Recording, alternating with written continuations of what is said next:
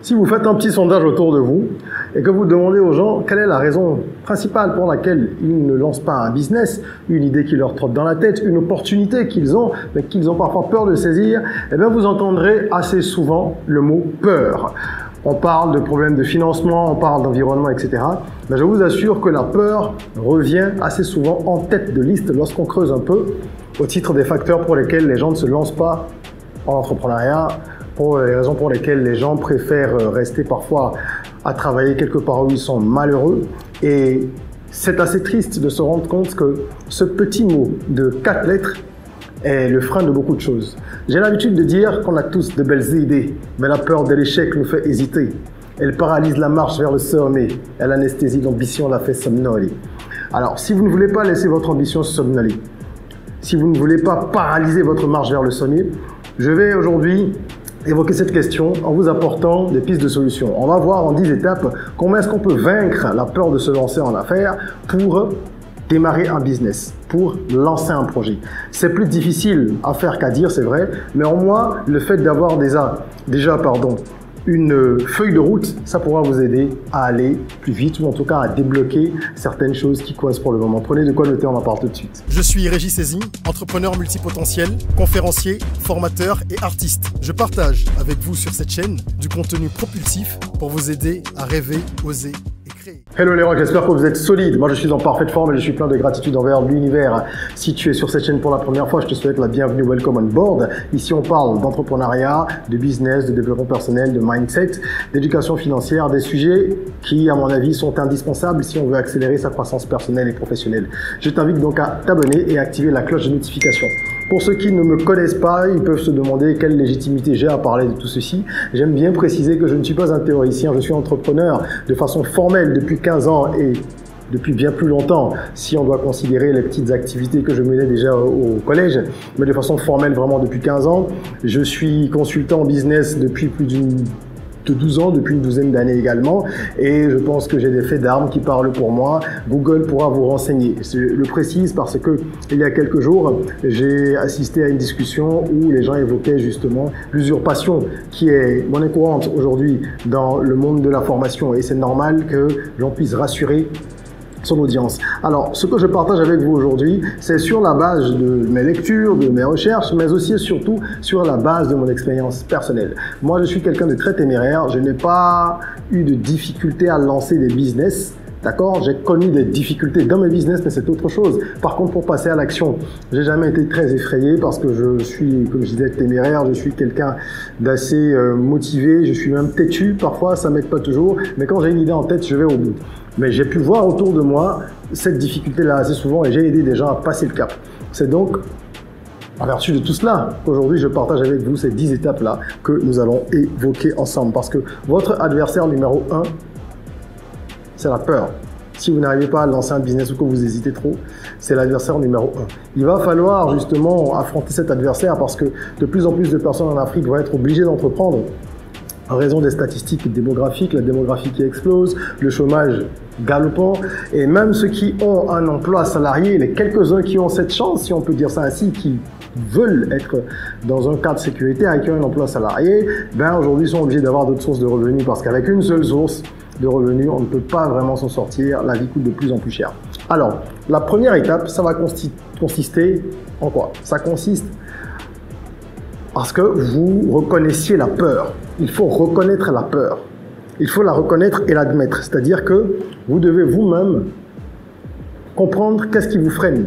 Quel type de peur vous freine? Parce qu'il y a des peurs naturelles, il y a des peurs, on va dire, quelque peu rationnelles. Il y a également des peurs qui sont irrationnelles. Avant de passer même à l'analyse de l'origine de la peur qui va venir en deuxième étape, la première étape, c'est déjà de reconnaître qu'il y a une peur. Parce que c'est comme une maladie. Quelqu'un qui refuse d'admettre qu'il souffre d'un mal donné, comment voulez-vous qu'on le soigne? Quel traitement lui appliquer? Ça part de là. Nous devons avoir cette honnêteté-là de se dire, ok, c'est une réaction naturelle. Avoir peur, c'est quelque chose qui n'est pas forcément bénéfique, mais c'est naturel, c'est humain. Quand on se retrouve face à un animal sauvage, on a peur. Parfois même face à un cafard ou à une salamandre. Chacun a ses peurs et ça peut être des choses totalement ridicules aux yeux de certains. et qui pour vous vont être difficiles. Quelqu'un peut avoir peur du regard des autres, alors qu'une autre personne vous dira « mais non, moi je m'en fous, ce dont j'ai peur c'est de ne pas avoir la sécurité financière si jamais, enfin que je recherche si jamais ça marche pas ». Vous voyez, donc il ne faut pas se borner, il faut juste reconnaître déjà qu'on a peur, l'accepter. Ça c'est la première étape. La seconde étape, elle consiste à faire autre chose, c'est identifier l'origine des peurs. Est-ce que vous êtes sur des peurs rationnelles ou des peurs irrationnelles? Les peurs dites rationnelles sont des peurs qui vont pouvoir être, on va dire, logiquement explicables. Ça ne veut pas dire qu'elles sont justes, mais la logique va pouvoir, essayer de démontrer un peu les choses. Quand on dit, par exemple, je gagne 400 000 par mois, j'ai des charges de 300 000 par mois, c'est rarement le cas, les gens ont souvent plus de charges que leurs revenus, mais prenons cet exemple, et du coup, si je dois monter un projet, il faut que je gagne au minimum par rapport à mon salaire actuel, je dois gagner dans les 5 millions, sinon je m'en sors pas à cause de mes charges, etc. etc. Ça, c'est ce qu'on pourrait appeler une peur rationnelle. Une peur irrationnelle, c'est une peur qu'on ne va pas vraiment pouvoir expliquer, en tout cas, il n'y a pas une cause en surface, il va falloir creuser. Mais vraiment creuser loin, parce que parfois c'est dû à des blocages, à des pensées limitantes, ça peut remonter très loin, ça peut être dû à des traumatismes vécus pendant l'enfance. Donc si vous n'allez pas vers des disciplines telles que la PNL avec des spécialistes ou avec des coachs, même en dev perso, qui sont suffisamment, on va dire, outillés pour vous permettre de décoincer les choses, vous n'y parviendrez pas, parce que ce sont des causes qui sont enfouies et qu'on ne peut pas simplement traiter en surface. Ok, déjà on les comprend pas, on n'arrive pas à mettre un mot sur la peur en question, sur la raison. Et ça c'est très difficile parce que là on est bloqué, on peut pas débloquer le problème. Donc identifier l'origine, c'est important. Est-ce que plus jeune, vous avez vu dans votre environnement quelqu'un qui était à son compte et qui a complètement tout foiré, qui a eu une vie difficile, qui était toujours sur le fil du rasoir, ou vous êtes peut-être même plus grand? Est-ce que vous avez des cas autour de vous où des gens ont foiré leur mariage parce qu'ils étaient entrepreneurs, ou ils ont eu de l'argent mais ils ont eu de difficultés? Qu'est-ce qui, de façon inconsciente, génère la peur en vous?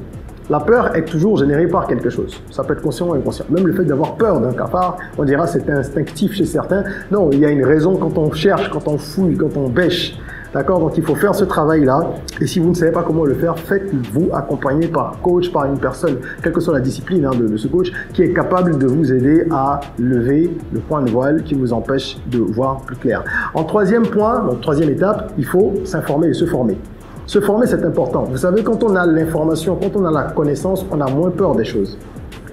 Quelqu'un qui sait, par exemple, comment réagit un serpent, une espèce donnée, aura moins peur en face de cette espèce. Évidemment, si le lion rugit, vous allez avoir le cœur qui bat. Mais je veux dire, quelqu'un qui possède déjà l'info et qui sait qu'en se comportant de telle manière, il peut éviter telle chose, eh bien, c'est différent. C'est lorsqu'on n'a pas l'information qu'on est tétanisé.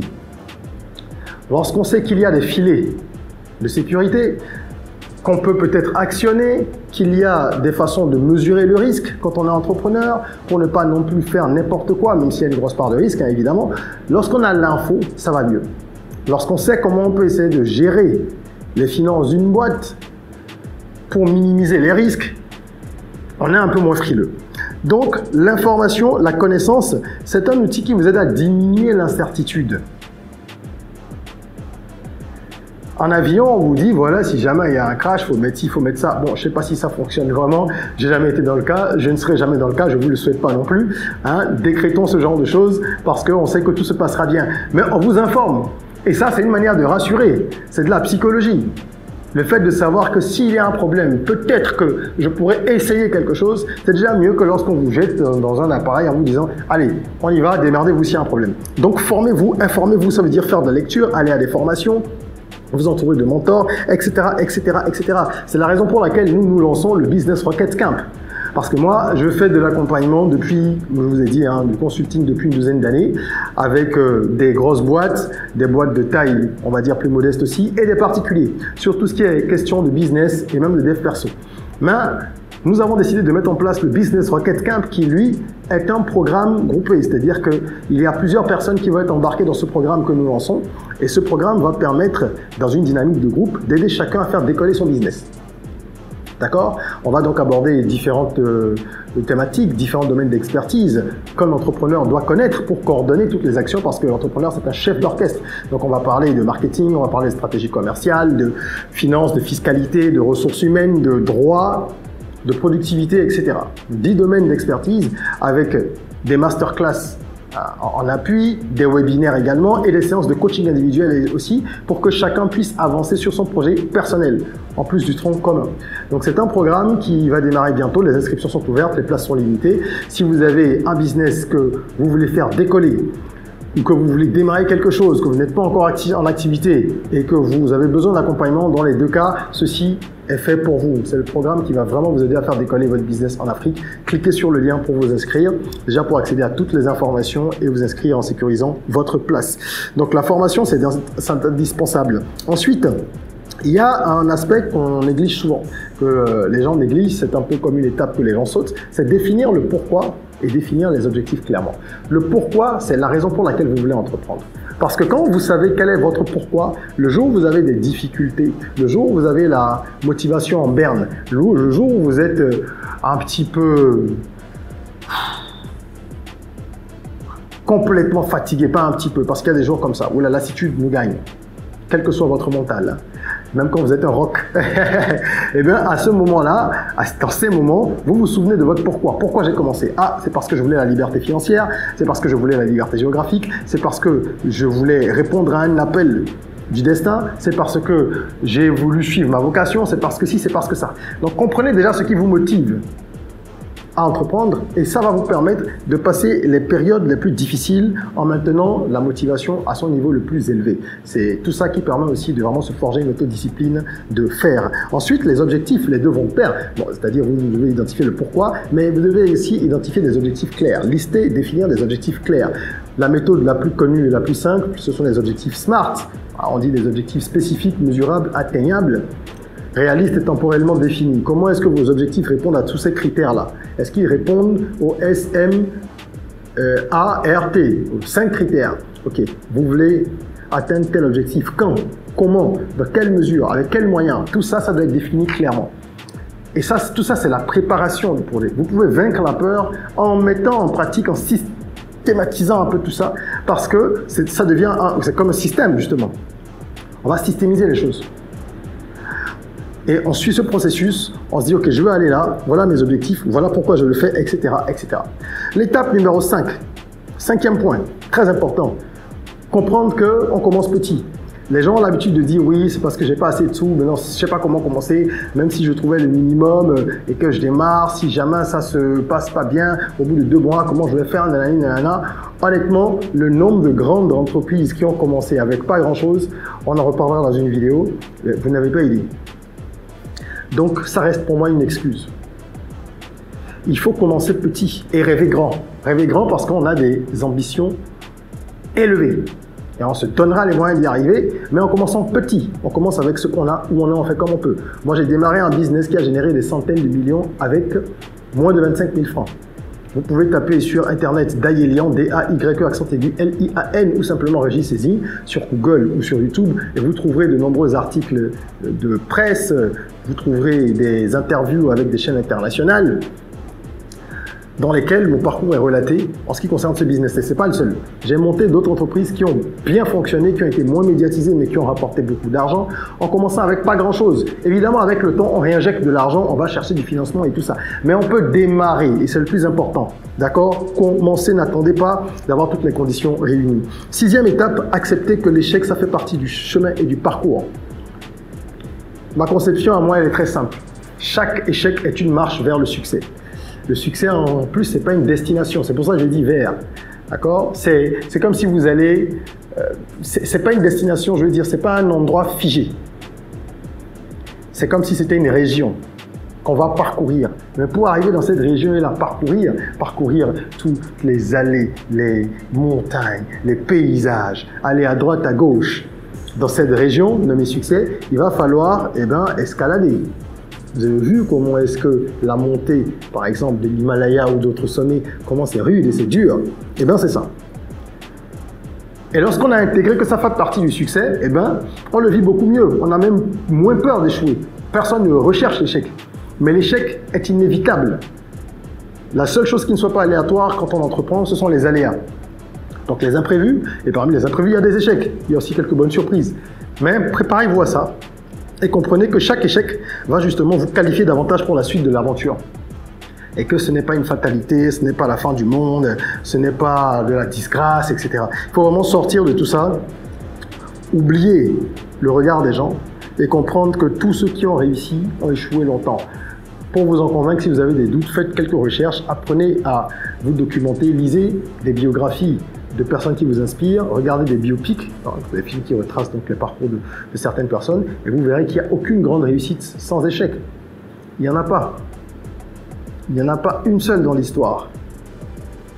D'accord? Je ne parle pas de gens qui ont hérité du bien ou ceci, cela. Non, ça, c'est des gens qui ont eu un parcours où ils sont nés avec une cuillère en or dans la bouche. Je parle d'entrepreneurs, moi, des gens qui ont construit et qui permettent à leur génération, enfin à leur descendance après, d'avoir justement une cuillère en or.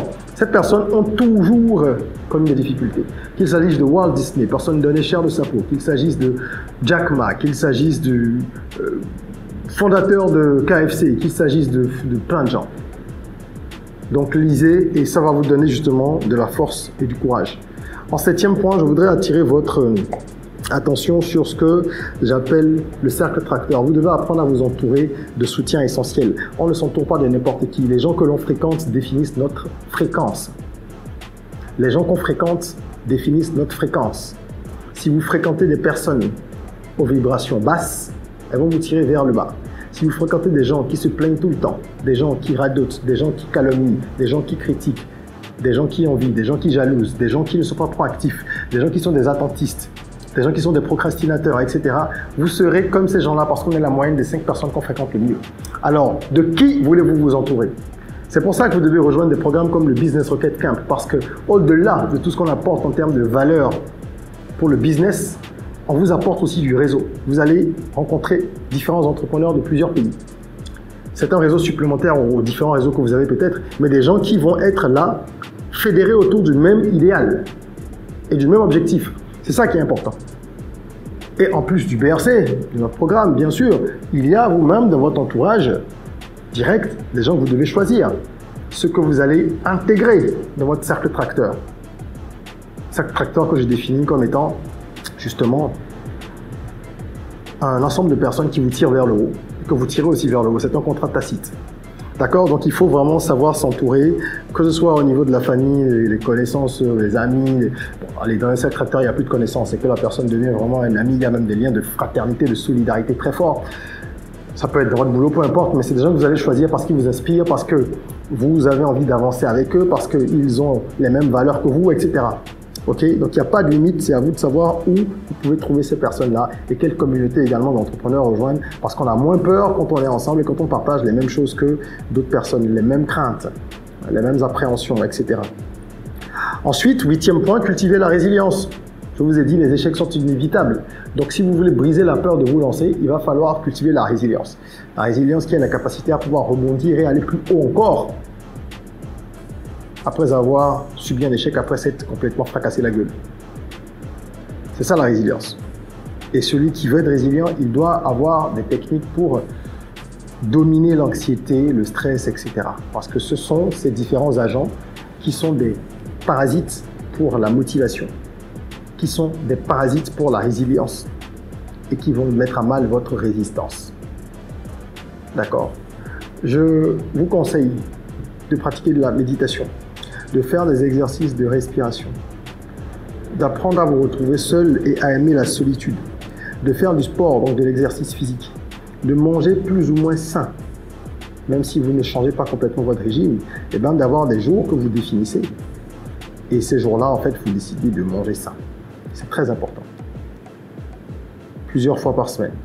Parce que tout ça, ça joue sur notre organisme, ça joue sur les hormones, ça joue sur un certain nombre de choses au plan biochimique à l'intérieur de nous. Et ça nous permet d'avoir l'attitude positive qu'il faut pour affronter les difficultés et ne pas avoir peur de ce fameux échec. Ok? Les 2 derniers points sont tout aussi importants que les 8 qu'on a évoqués. L'avant-dernier, c'est donc le pourquoi. Je reviens là-dessus. Il faut vraiment se focaliser sur le pourquoi. Parce qu'une fois que vous allez vous sentir plus ou moins prêt à vous lancer, la peur va vous tenailler à nouveau. C'est complètement humain. C'est comme quelqu'un qui veut faire un saut en parachute. Allez, après plusieurs hésitations, bon, il se prépare, il suit peut-être des entraînements, etc. On le prépare mentalement et tout. Et au moment où il est dans l'avion, 5 minutes avant de sauter, eh ben, ou dans l'hélico, hein, bam, il se dit encore à nouveau, je peux pas. Ça, c'est normal. Parce que la nature humaine qui est la vôtre, intrinsèquement, elle va reprendre le dessus. Et donc, il faut se souvenir de pourquoi. Pourquoi je voulais faire ce saut en parachute? Est-ce que c'est pour affronter une de mes phobies et renforcer ma confiance en moi? Est-ce que c'est parce que je me suis dit que c'est quelque chose que je devrais faire une fois dans ma vie? Quel est mon pourquoi? Et quand on se souvient du pourquoi, on tient. Quand on n'a pas de pourquoi puissant, on ne va nulle part. On ne va nulle part. Mais quand on a un pourquoi véritable, malgré les difficultés, on arrive à tenir. Et le 10e point, c'est le plus simple. Quand on a fait véritablement les 9 précédents, ben, le 10e n'est pas compliqué, c'est passer à l'action. Il faut passer à l'action parce que toutes les bonnes idées, toutes les grandes décisions, toutes les velléités, toutes les ambitions, elles ne restent que de l'imagination. Elles sont de l'ordre de l'imaginaire. Tant que vous ne les avez pas mises en branle, tant que vous ne les avez pas mises à l'épreuve, tant que vous n'avez pas opérationnalisé votre plan. Tant qu'avoir de bonnes idées, c'est bien, tout le monde en a, mais ça ne sert pas à grand chose si vous ne les mettez pas en pratique. Voilà comment en 10 étapes, vous pouvez vaincre la peur de vous lancer. Et rejoindre un programme comme le Business Rocket Camp, c'est vraiment un moyen de contenir, minimiser, atténuer la peur du début. Parce que vous n'êtes pas seul, vous êtes en groupe et ça aide énormément. Vous êtes en groupe, il y a une dynamique, vous avez des mentors, il y a plusieurs personnes autour de vous et ça vous permet d'avancer. Certains ont déjà commencé à développer un business, mais sont toujours tenus par la peur, ce qui les empêche d'aller peut-être plus haut ou de développer leur activité ou de prendre certaines décisions qui leur permettraient de passer un cap. Et bien à toutes ces personnes, je voudrais aujourd'hui m'adresser en leur disant, vous avez une solution, voilà des étapes que j'ai partagées avec vous, mais vous avez également le Business Rocket Camp que vous pouvez rejoindre et qui va vous faire énormément de bien. Parce que le plus dur, c'est le premier pas. Hein. Un voyage de milieu commence toujours par un premier pas. Ne laisse personne te faire douter. T'es une étoile décrochée de la lune est à ta portée. Ces paroles sont issues de l'album de développement personnel Soyons Rock. Cliquez, il y a un lien à cet effet aussi. Vous pouvez le streamer, l'écouter tranquillement sur les plateformes de streaming ou alors l'acheter pour l'avoir un peu partout où vous allez, même quand vous n'êtes pas connecté.